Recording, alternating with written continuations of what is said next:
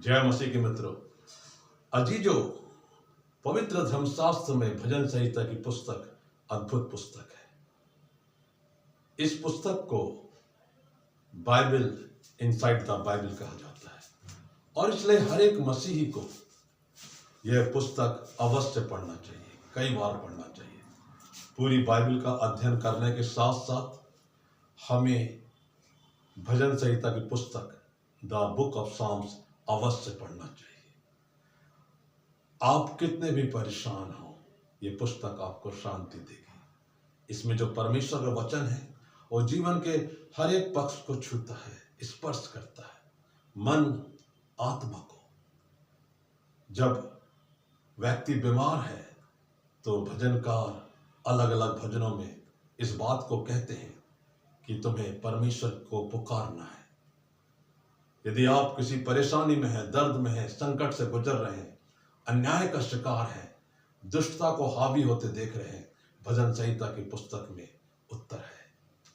यदि आप आराधना कर रहे हैं, गीत गा रहे हैं, खुशी के साथ गा रहे हैं, बाजे बजा रहे हैं, तो भजन संहिता की पुस्तक में उत्तर है। जीवन के सारे दर्शन को, जीवन के हर मूल्य को, आध्यात्मिक नैतिक मूल्यों को भजन संहिता की पुस्तक ने उंडेल कर रखा है और इसलिए यह पुस्तक एक अद्भुत पुस्तक है मसीह जीवन में आगे बढ़ने के लिए, आशीषित और बलवंत होने के लिए। 150 भजन है और पहला भजन ही शुरू होता है, क्या ही धन्य वो पुरुष जो दुष्टों की युक्ति पर नहीं चलता और ना ठट्टा करने वालों की मंडली में बैठता है।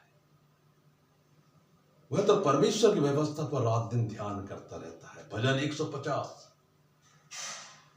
अलग अलग वाद्य यंत्रों के साथ, बांसुरी है, झांझ है, तालियां बजाकर परमेश्वर की स्तुति करना है। किसी को रथों पर, किसी को घोड़ों पर भरोसा है, लेकिन हम तो अपने परमेश्वर यहोवा पर भरोसा रखेंगे। भरोसा रखने की बात है।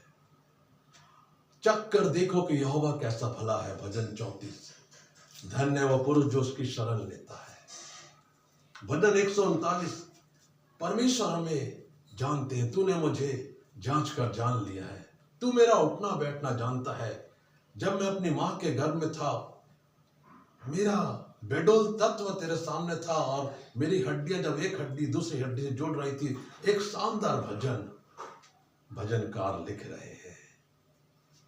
आराधना, उसके फाटकों में प्रवेश करूंगा धन्यवाद के साथ। भजन 23 एक स्वर प्रिय भजन, यहोवा मेरा चरवाहा है, मुझे कुछ घटी ना होगी। और ढेर सारे स्तुति महिमा के भजन, आराधना के भजन। मुझे और आपको हमेशा इस बात का ध्यान रखना है कि एक सुंदर पुस्तक है। इसमें बहुत सी भविष्यवाणियां हैं जो नए नियम में पूरी हुई है। प्रभु यीशु मसीह से संबंधित भविष्यवाणियां हैं। भजन 91 परमेश्वर की शरण में जाना, ठिकाना पाना, महामारी से बचाने की बात है। हमारे पांव में पत्थर से ठेस ना लगे, वो स्वर्गदूतों को आज्ञा देने वाला परमेश्वर है।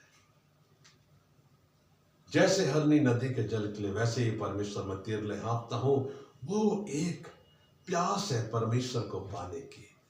भजन 84 तेरे भवन की ड्योढ़ी में रहना मुझे और कहीं के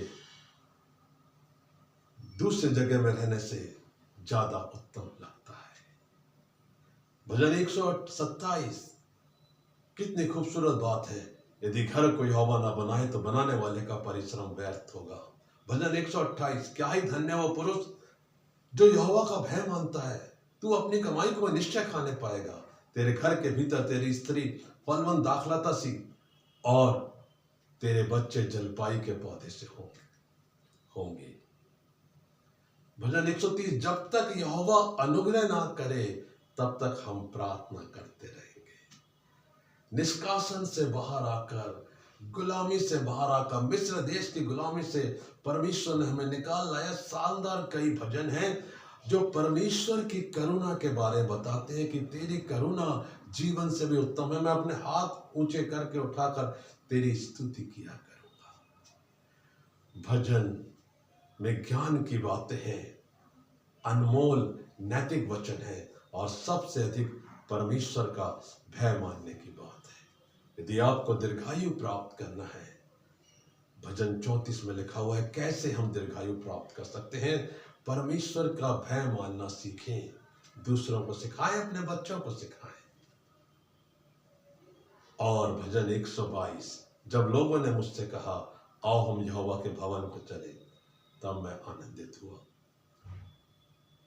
भजन 84 में कि तेरे भवन में गौरैयों ने बसेरा किया, सुपा बेनी ने अपना घोंसला बना रखा है।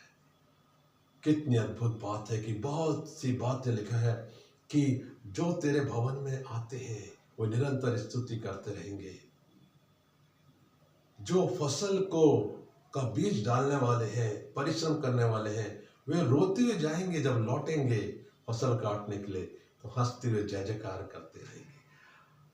इतनी सुंदर पुस्तक मेरे और आपके लिए है और इसलिए इस पुस्तक को आप अपने रोज के मनन चिंतन में जरूर एक अध्याय पढ़ें। परमेश्वर आपको बहुत बहुत आशीष देंगे। इस वचन के द्वारा परमेश्वर सबको आशीषित करे, फलवंत करे। आमीन।